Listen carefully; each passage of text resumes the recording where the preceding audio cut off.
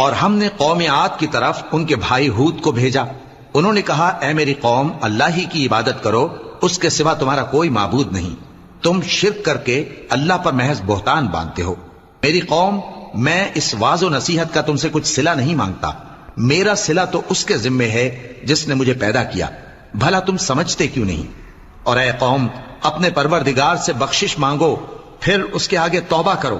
وہ تم پر آسمان سے موسلا دھار بارش برسائے گا اور تمہاری طاقت پر طاقت بڑھائے گا. اور دیکھو، گناہگار بن کر روگردانی نہ کرو.